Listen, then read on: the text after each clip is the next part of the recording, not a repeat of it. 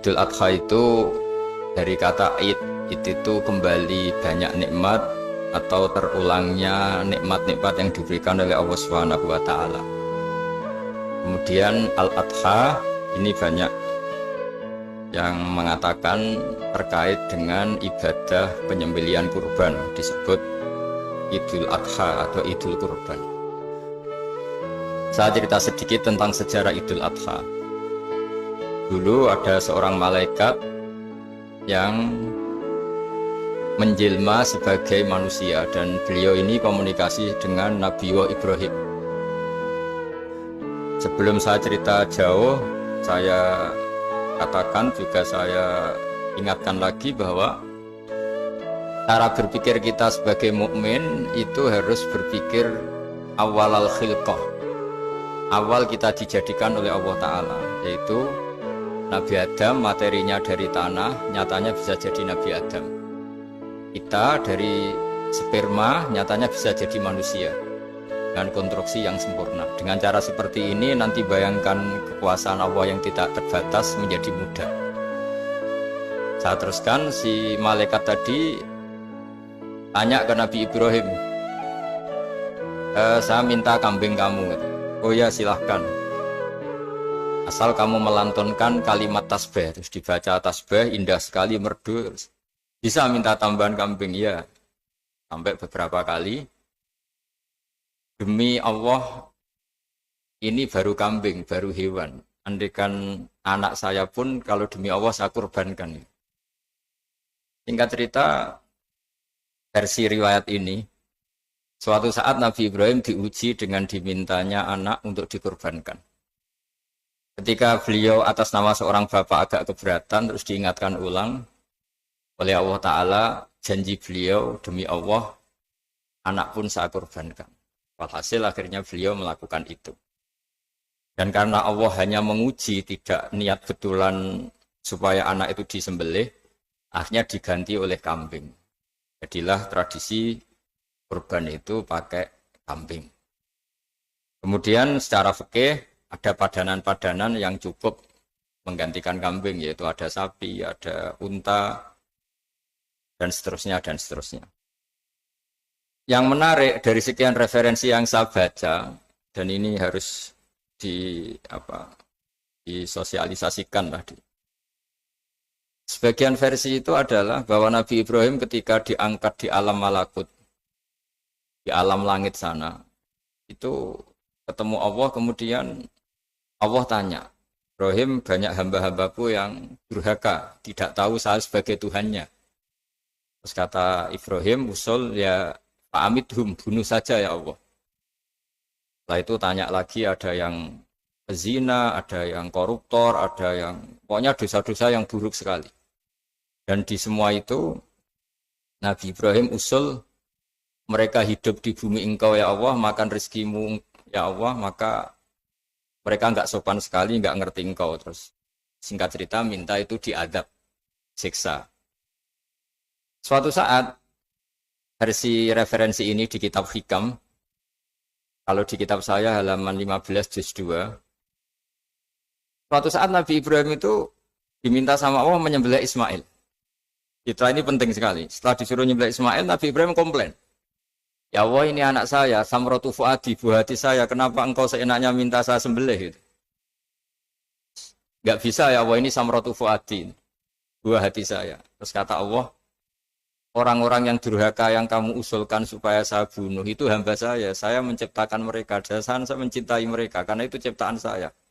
Anda enak saja usul saya matikan, saya bunuh. Sekarang ketika Anda usul, saya tidak mikir. Kenapa ketika saya usul kamu mikir? Terus akhirnya Nabi Ibrahim mau oke ya Allah. Setelah itu terus semenjak itu Nabi Ibrahim itu begitu sayang sama hamba-hambanya Allah. Sehingga dari cerita yang paling masyhur, ketika Abu Bakar As-Siddiq begitu lemah lembut sama hamba-hamba Allah yang lain, Nabi Muhammad mensepadankan dalam hal ini sama Nabi Ibrahim, hati kamu sehalus Ibrahim. Yaitu Nabi Ibrahim, beliau akhir-akhir punya komitmen, faman tabi'ani fa innahu minni wa man asani fa innaka ghafurur rahim. Ya Allah, orang yang ikut sunnahku maka jelas bagian dari saya.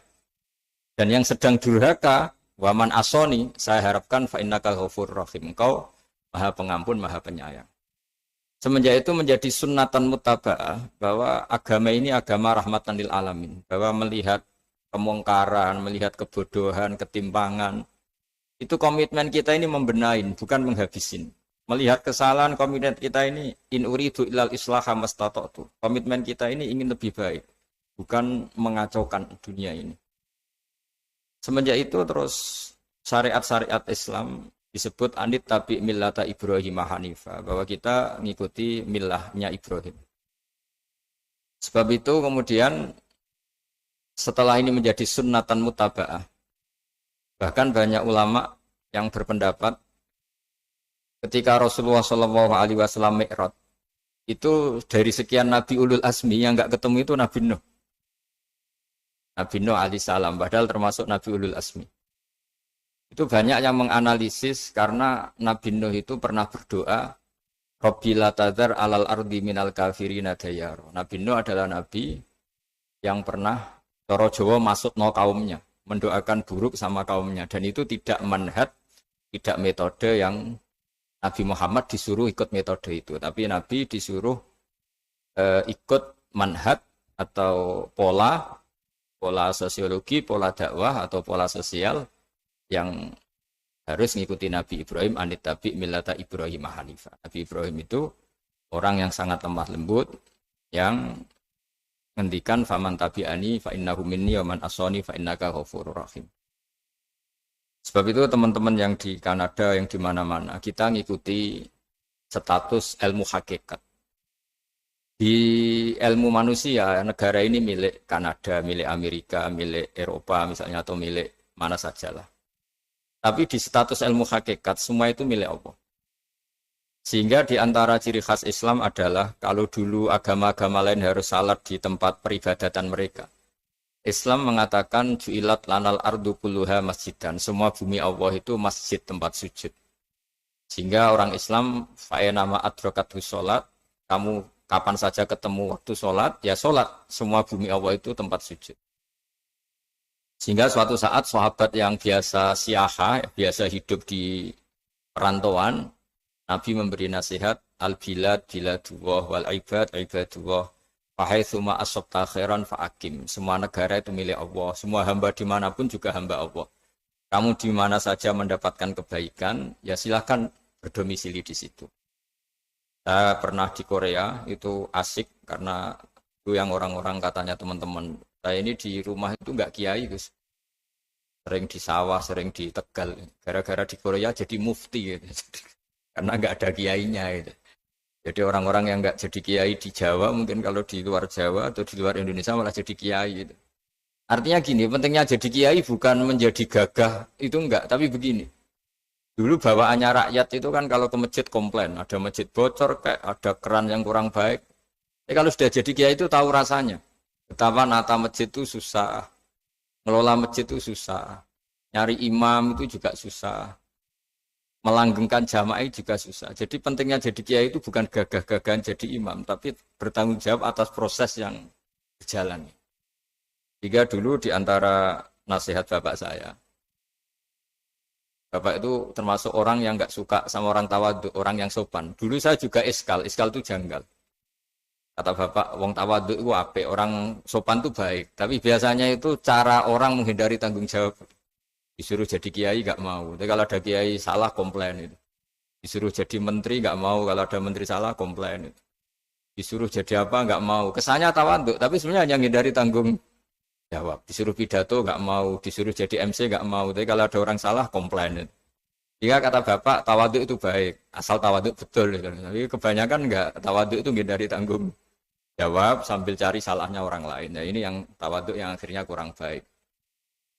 Nah teruskan, jadi Nabi Ibrahim ini panutan yang luar biasa. Beliau adalah orang yang alami sekian proses sosial, yang akhirnya diakui sebagai Khalilur Rahman, orang yang sangat dicintai Allah Ta'ala. Di antara sebab dicintainya Nabi Ibrahim adalah seperti yang dialami Nabi Adam. Nabi Adam ketika turun di bumi, itu keresahan pertama itu bukan karena kurang makanan atau kurang minuman, itu enggak.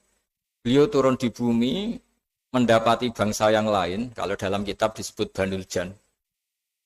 Itu dia janggalnya Masya Allah. Ini orang makhluk-makhluk ini kok tidak kenal sama Allah yang menciptakannya. Kan aneh ya kalau kita hidup di Kanada terus nggak tahu PM-nya siapa, Perdana Menterinya siapa, kita hidup di Indonesia nggak tahu presidennya siapa. Itu kan aneh. Kita hidup di kampung nggak ngerti lurahnya siapa aja aneh. Ini hidup di buminya Allah kok nggak tahu Allah itu siapa. Nggak pernah menyebut Allah. Padahal harusnya yang paling dikenal pertama itu ya zat yang menciptakan kita, menciptakan langit bumi dan sebagainya. Sehingga beliau itu gerutu itu komplain.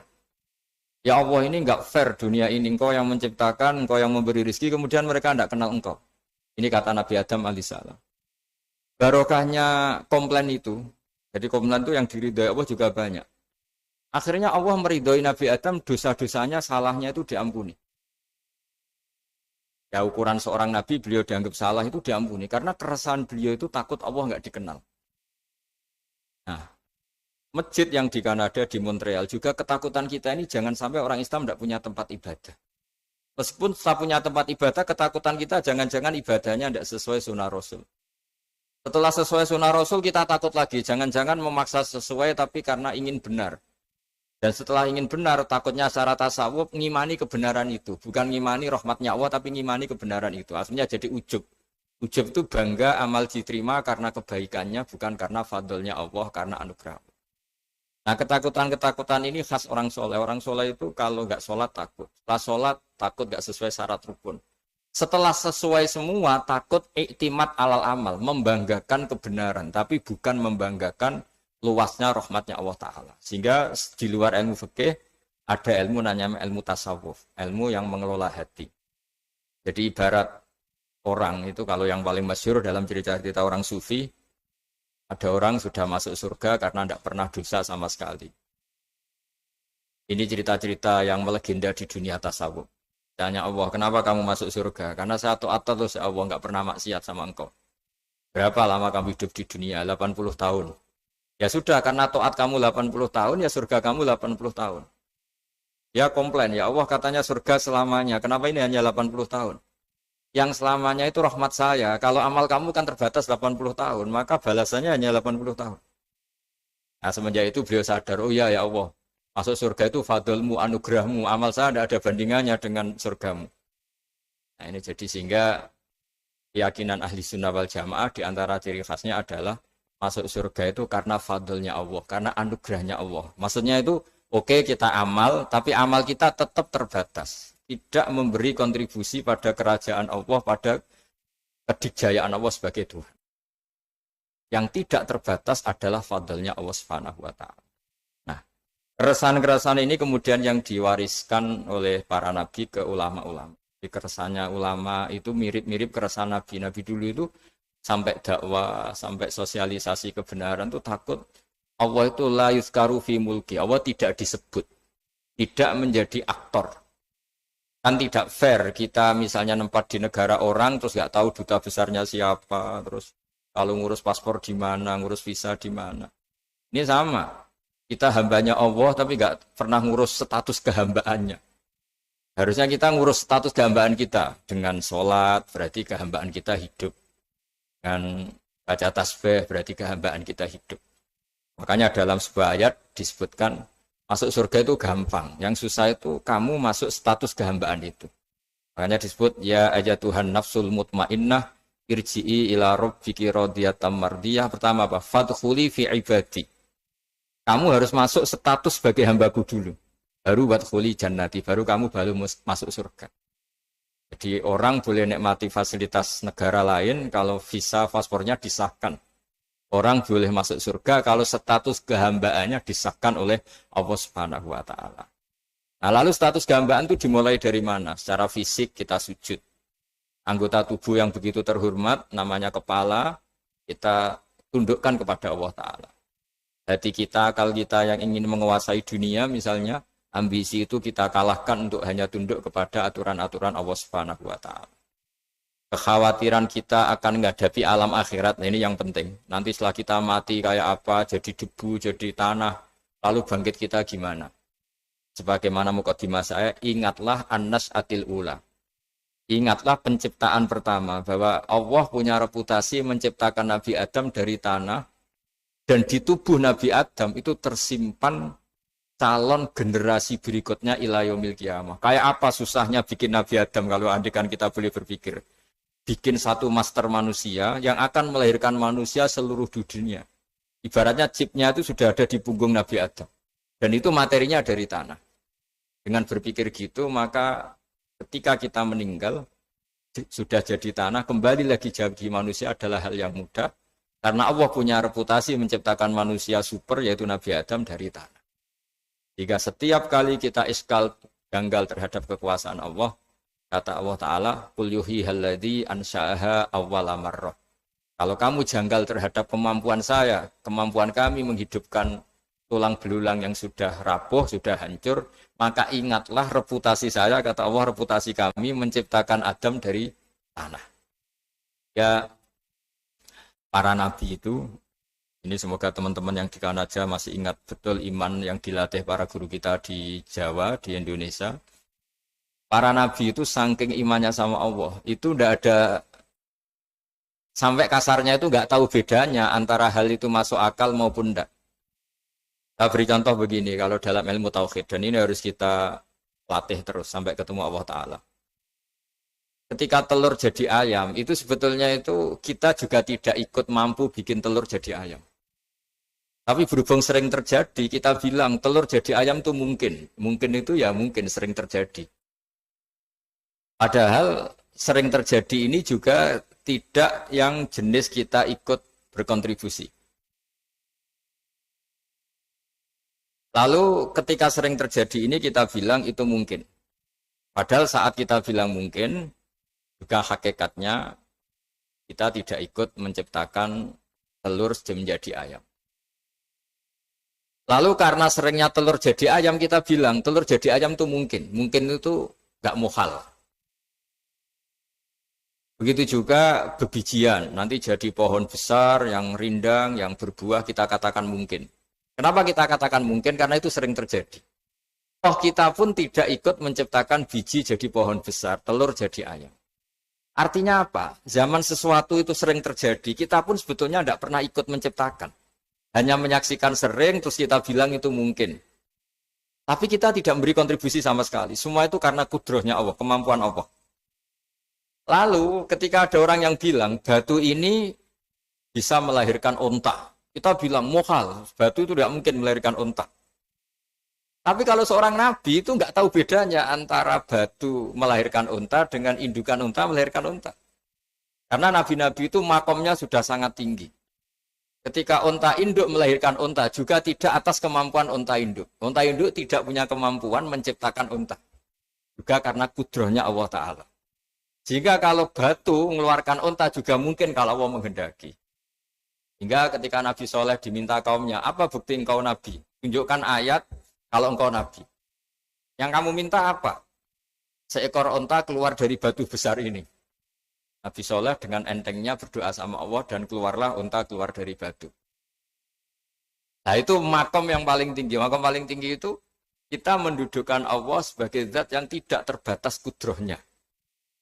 Hingga para Nabi itu terus punya mukjizat. Nah, mukjizat itu mengingatkan ulang bahwa Allah itu tidak terbatas kemampuannya.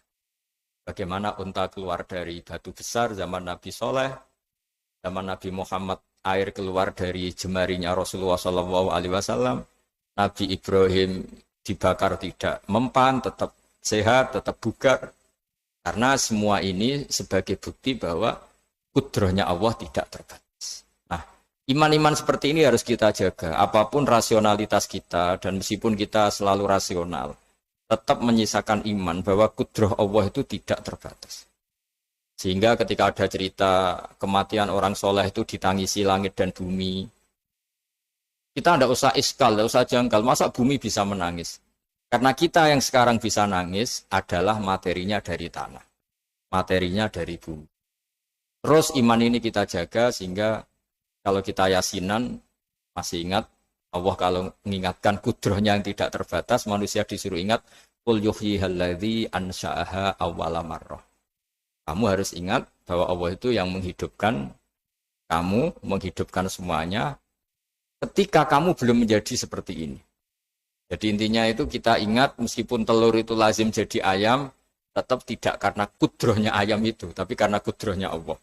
Indukan unta melahirkan anak unta juga bukan kemampuan indukan unta, karena ini juga makhluk yang lemah, tapi juga kemampuan Allah Subhanahu wa Ta'ala.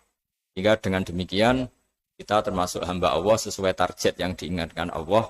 Alam mata bayana lahu qala a'lamu annallaha ala kulli syai'in qadir. Hamba Allah yang baik adalah hamba ketika menyaksikan fenomena apapun, semua itu li ta'lamu annallaha ala kulli syai'in qadir wa annallaha qad ahata bi kulli syai'in ilma. Apapun di alam raya ini, semuanya itu bukti bahwa Allah ala kulli syai'in qadir, Allah kuasa dan Allah meliputi semua makhluknya dalam pandangannya, dalam pantauannya. Jadi saya mohon teman-teman yang di Montreal, yang di Kanada, juga di manapun harus ingat status hakikat bahwa al-bilad biladullah wal ibad ibadullah fahaitsuma asabta khairan fa'akim. Negara hakikatnya milik Allah, semua hamba juga milik Allah. Di mana saja kamu berada dan menemukan kebaikan, silahkan hidup di situ. Tentu dengan sosialisasi yang baik, baik dengan non-muslim maupun dengan muslim. Karena Allah mengajarkan waqulu linnasi husna. Ajaran Islam adalah rahmatan lil alamin, rahmat bagi semua. Tentu tidak henti-hentinya kita menjelaskan kebenaran yang diinginkan oleh Allah Subhanahu wa Ta'ala. Saya kira demikian karena juga ini di sini sudah malam. Jadi saya mohon maaf mungkin tidak bisa ikuti tanya jawab karena di sini sudah malam, apalagi tadi habis takziah saya karena ya ada mas saya yang sudah sepuh sekali wafat, terus tadi barusan datang, jadi mohon maaf tidak mengikuti acara mulai pertama. Tapi saya mohon ayat-ayat Quran yang saya terangkan tadi bahwa untuk mensifati Allah kudrohnya tidak terbatas, ingatlah bahwa kita yang secerdas ini, yang sehebat ini, kita semua manusia yang cerdas begini, matanya bisa melihat, hatinya bisa merenung, otaknya bisa berpikir cerdas, itu dari materi tanah. Dan Allah mampu. Allah bisa bikin orang miliatan gini dari satu orang manusia namanya Nabi Adam.